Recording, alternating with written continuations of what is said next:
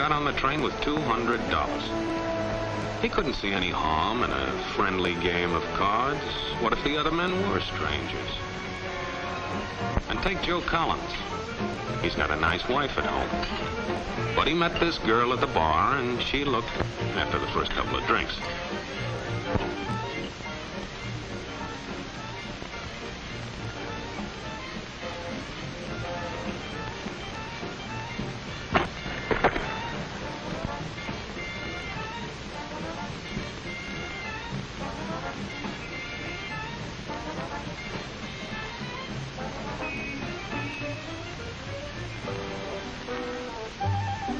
There's a good old-fashioned word for people like us. We call them suckers.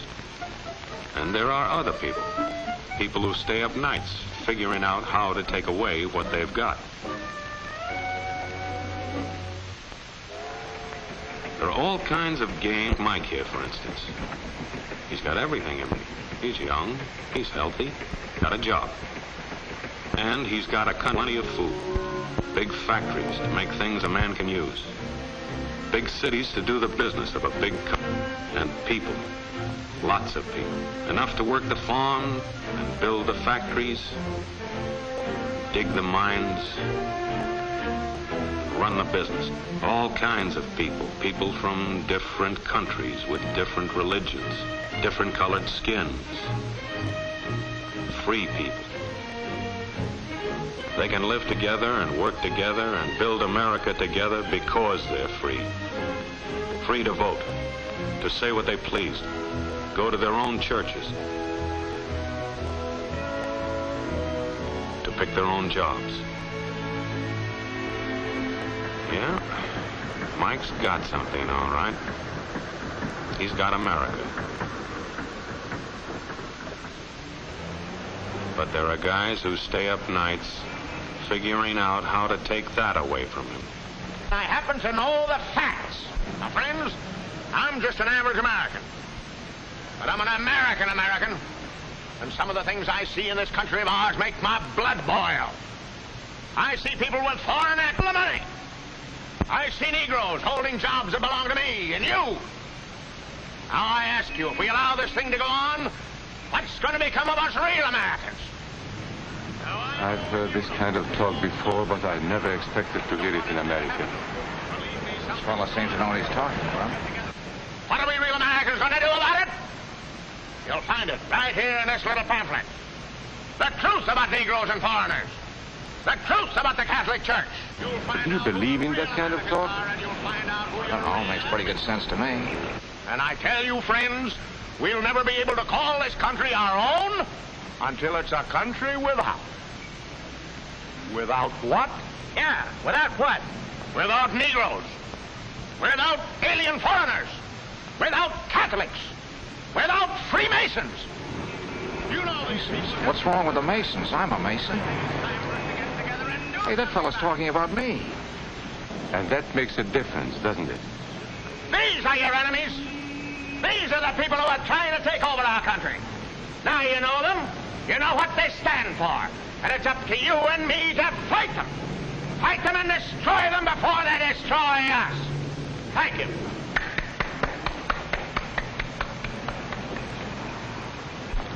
Before he said Masons, you were ready to agree with him. Well, yes, but he was talking about... What about those other people? But in this country, we have no other people. We are American people. What about you? You aren't American, are you?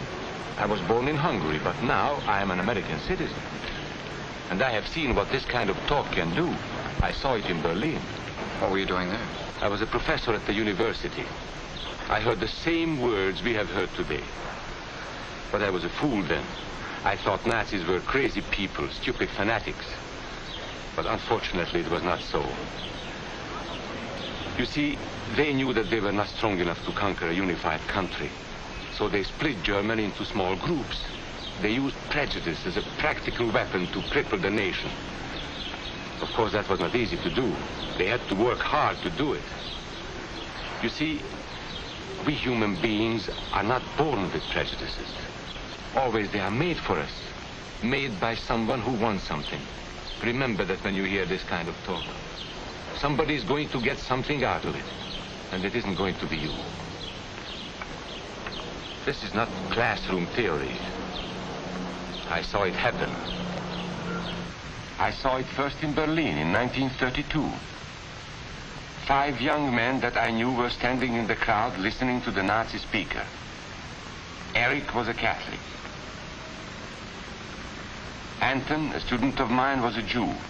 Heinrich owned a small hardware store. Karl was a farmer.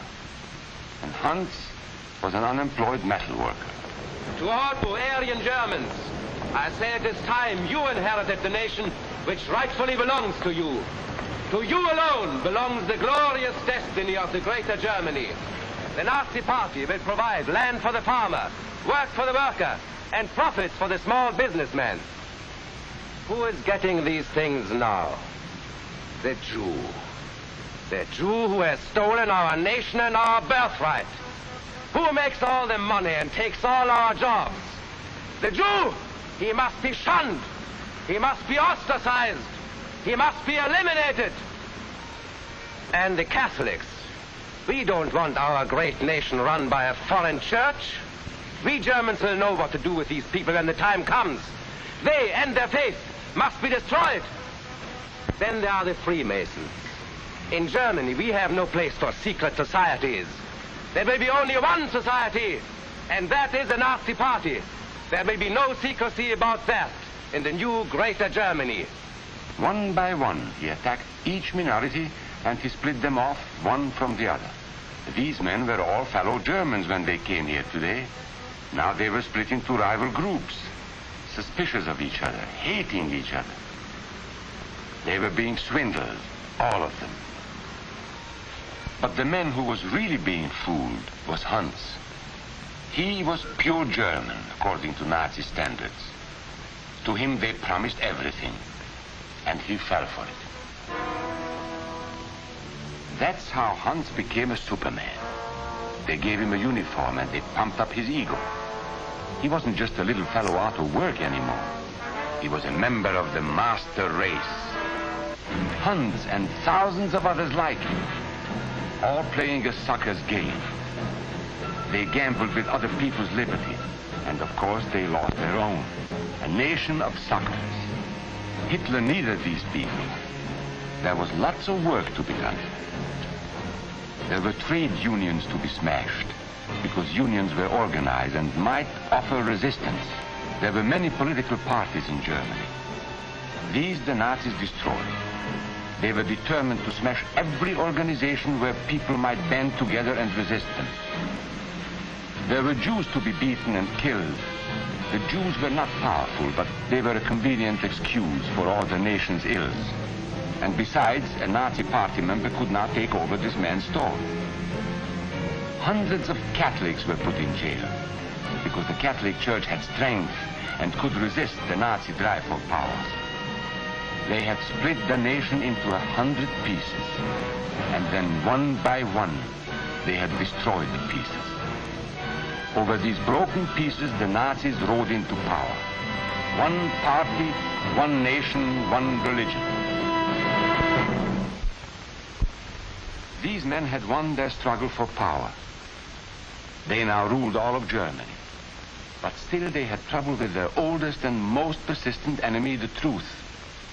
They found that truth does not die easily, and so they decided to abolish truth. One great source of truth is literature, so they burned books, 20 million of them. Many great men in Germany who were spokesmen for truth were jailed or driven from their country. Teachers, writers, scientists. Education was discouraged. In 5 years, college attendance dropped 53%. It was forbidden to listen to a British radio program or read an American newspaper.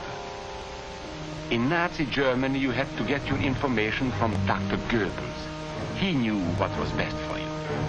The church was one force in Germany still strong enough to proclaim the truth in public. This Catholic priest was arrested the following day on charges of immorality. The Protestant church also continued to try and fight for truth. The Nazis put this man in a concentration camp. There were others who spoke for truth, and I am proud to say that educators were among them. And what, may I ask, is an Aryan? I don't know myself. But let us see what our present so-called authorities have to say about it. They say he is tall,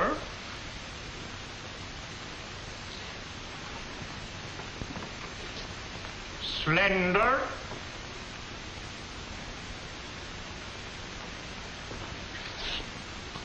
blue-eyed, and blonde. There is no Aryan race. And more important, there is no master race. There are people who may find these ideas convenient, but science cannot support them. There is no scientific proof that there's any correlation between a man's racial characteristics and his native ability or character. In all racial groups, we find the same range of potentialities. We find idiots and geniuses. We find criminals and philanthropists. We must judge each man as an individual and not by the color of his skin or his eyes or by the length of his nose.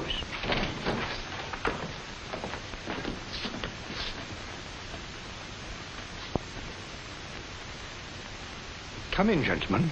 It's comfortable. And remember that there is no master race. That is a scientific truth. Anyone who tells you otherwise is lying.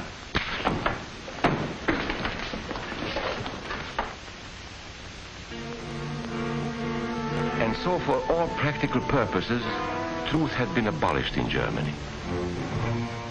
A lot of my German friends wondered what had hit them. How did it happen? Where did it start? It started right here. And this was where it could have been stopped. If those people had stood together, if they had protected each other, they could have resisted the Nazi threat. Together they would have been strong. But once they allowed themselves to be split apart, they were helpless. When that first minority lost out, everybody lost out. They made the mistake of gambling with other people's freedom. Now let's see how those bets paid off. Karl the farmer was gambling on a better life for himself. What he got was extra hours of back-breaking work, as much as 100 hours a week. He was forced to stay on his land and produce what he was told to produce, because now Hitler was preparing for war. For Heinrich, who owned a hardware store, the bet didn't pay off either. 104,000 small businesses were closed in 2 years. And for Hans, conditions hadn't improved any. He had a job now in a munitions factory, but he worked long hours for little pay. The working conditions grew increasingly bad. And even though he didn't like the job, he wasn't permitted to leave it. And when Hitler decided the time was right, Germany went to war. Not by declaring war, but by a carefully prepared sneak attack. Once again, Hitler needed Hans to do his dirty work. Hans was an expert at brutality this time, and Hitler had decided to use Hans and his brutality against other peoples, the Czechs, the Poles, the French, the Russians. But in the crucial test of war, Hitler's race theories didn't pay off. His pure-blooded supermen were defeated by the mongrel armies he despised. By the British at El Alamein.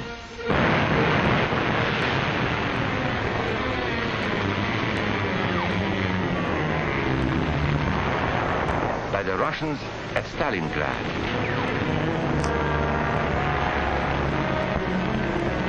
Then on D-Day by American soldiers of every color and religion, who smashed across the Normandy beaches and drove on through to the heart of Germany. For the misguided Germans who had swallowed the Nazi bait, the Nazi game did not pay off.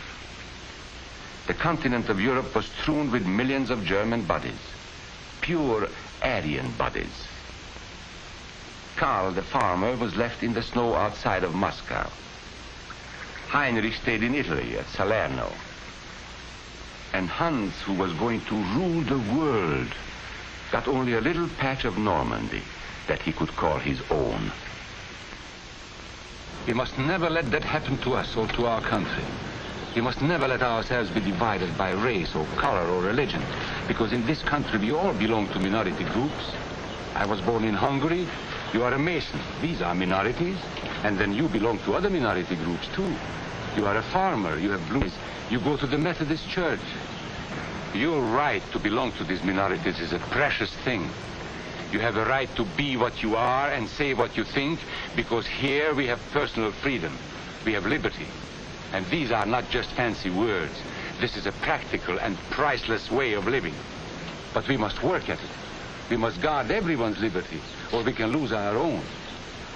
If we allow any minority to lose its freedom by persecution or by prejudice, we are threatening our own freedom. And this is not simply an idea. This is good, hard common sense.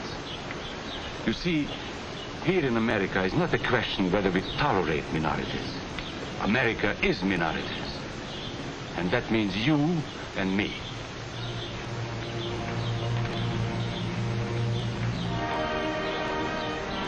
So let's not be suckers.